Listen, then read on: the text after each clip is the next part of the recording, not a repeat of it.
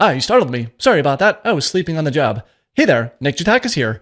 In this video, we're going to go over using the sleep command. It's really basic, but sleeping before a command or running a tool could be a really quick way to solve a specific problem. By the way, right now this blog post is hosted on localhost. By the time that you watch this video, it will be available on my site. I'll leave a link to that one in the description. Basically, we're going to be covering a use case of how I arrived at this pretty obvious solution here. But oftentimes, using sleep within a script or a program kind of gets a bad rap there. And there's all sorts of different memes around this, like, hey, I improved the performance by our site by 1,000%. And then the punchline is like showing a Git diff where they removed some sleep 30 or sleep 60 here that they forgot about adding months ago. But sometimes it actually is a pretty reasonable choice to solve a specific problem. For example, adding a delay before running a script, such as sleeping for 5 minutes, and then, run whatever tool that you have here, depending on whatever syntax you want to do. In this case, it's just running sleep on the command line using shell script.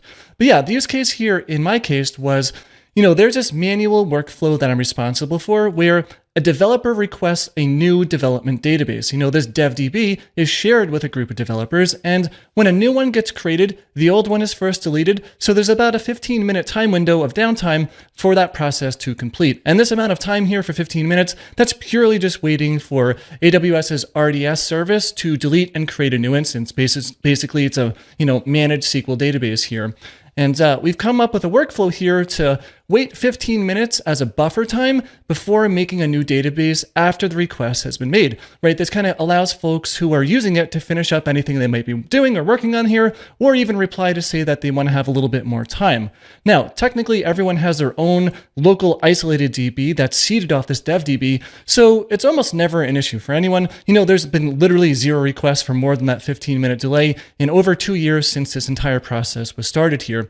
And if it's an urgent request, let's say there's a bug in production there and we need to get new data from production right now to potentially, figure out what's going on and fix it, then yeah, we just don't wait that buffer minute period here for 15 minutes. It's also worth pointing out here that these DevDB requests usually happen maybe once, possibly twice a week. It's not impossible for it to happen 3 times, but usually, yeah, it's once, maybe twice here. So it really isn't too painful to do this manual workflow here. There's quite a few ways to improve this process, right? Such as making it a little bit more self-serve. Right now it's isolated to me running it due to it requiring quite a few elevated AWS permissions around dealing with production snapshots and just creating RDS instances, things like that. Definitely ways to make this a little bit more automated through CI or like a serverless function or just something like that.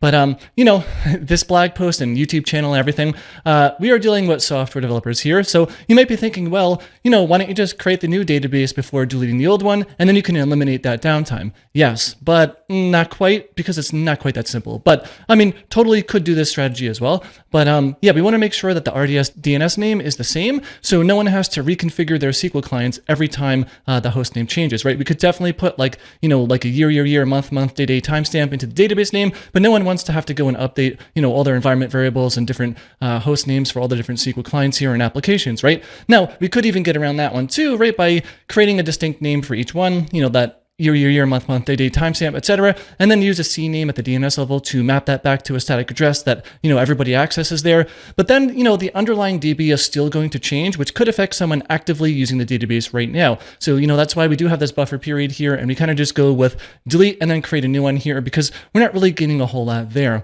And this isn't the focus of this video here, but yeah, we're all software developers, and I'm pretty sure about 94.82% of you, myself included, probably would have read the use case here and kind of just went straight into problem solving mode here. But yeah, right now the manual workflow kind of looks like this.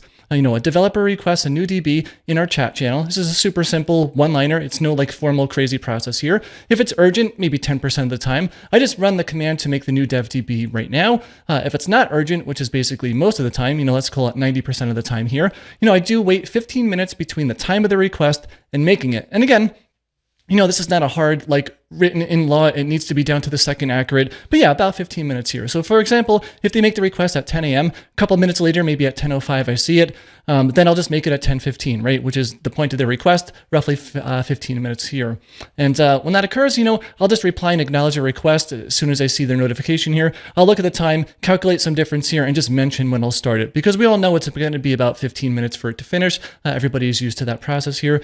And then, at that point in time in the future, I'll just run the script to create create the databases, at that calculated time here. But if you think about this from my perspective, right, there's a lot of ways for things to go wrong, and it involves multiple interrupts on my end. So for example, interrupt 1 is just seeing the chat message here, the very first notification where a developer is requesting the new DevDB here. And then interrupt 2, though, is me needing to remember to come back and run that command later. And now, you know the premise of this video, so you can kind of see where we're going to go with this one here.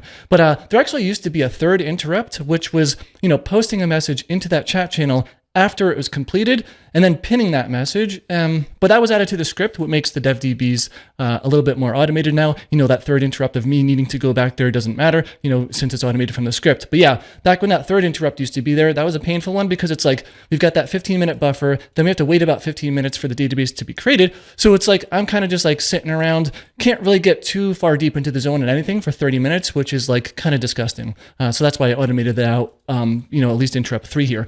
But if you factor in really just that second interrupt, like remembering to run that command here, I need to remember to switch to my tmux session that has the devdb script ready to run and all set up there. But what if I'm, about to go into a meeting in a couple of minutes and, it's an important one. Maybe I'm, giving a live demo or something like that where I can't just kind of idle out and just run the command on the side. Or what if I start to actually get in the zone on something else and just completely forget to run it 15 minutes later? Or, what if I just have something that I want to do, like potentially go to lunch or, some type of agenda type of thing here.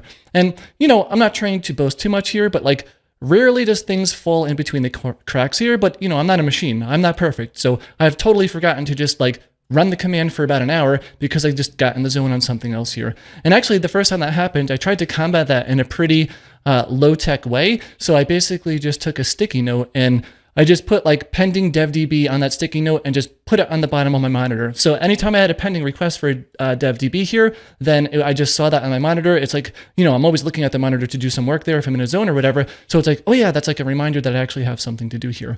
But man, the real solution is like so obvious, or at least a solution for right now. So a couple of weeks ago, I made that one video around, 120 plus skills that I use as like an SRE/platform/DevOps engineer, air quotes or whatever here. And I was actually preparing an interview to come up with a whole bunch of different questions that I wanted to ask for different candidates here. And, in this post here, in this video, one of the, shell scripting bullet points was like writing scripts to solve ad hoc business tasks. And for some reason at that moment, literally instantly, I was like, why don't you just do like sleep 900 and devdb script? And this would be, sleeping for 15 minutes.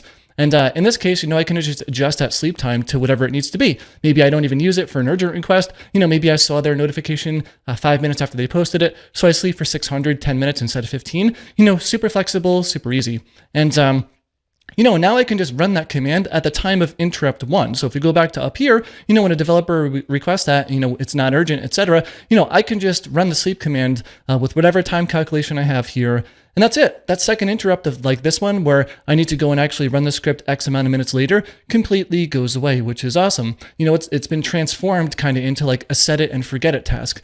And, the script itself is actually quite robust here. It hasn't failed in longer than I can remember here. And if failures ever were a thing that became a problem, I can always enhance the script to get notified if it fails. And again, if this process gets revamped in the future, I'm sure there's going to be some notification triggers if things fail, if it's running from, like a Lambda function or within CI or some, whatever it happens to be in the end here. But by the way, since the script runs on my work machine right now and not within CI or a serverless function, that added idle time of just sleeping for 15 minutes, whatever it happens to be, it doesn't matter at all. It's not blocking my work laptop from doing anything. It's just sitting there in a tmux session waiting for 10, 15 minutes, whatever it is. I'm off doing something else. It doesn't even matter at all. So it's not like a billable thing where like, now we're getting charged for CI build minutes while it just remains active or something like that.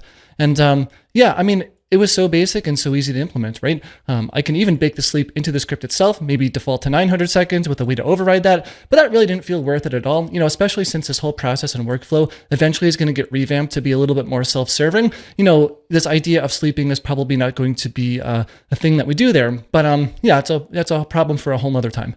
But yeah, I kind of also thought, takeaway for this video too, it's like a really nice example of the Unix philosophy here, where we just use small focused tools to solve very specific problems. For example, Sleep can totally be used on its own for a million different things. The devdb script can completely be used on its own, but we can also combine those tools together to solve a very specific problem, which we had here. And yeah, I'd be curious to see just like what your thoughts on that. Like, what do you use Sleep for in ways that aren't like meme worthy or some other specific use case? With that said, if you liked the video, please give it a thumbs up because it really does help a lot. Thanks a lot for watching, and I'll see you in the next video.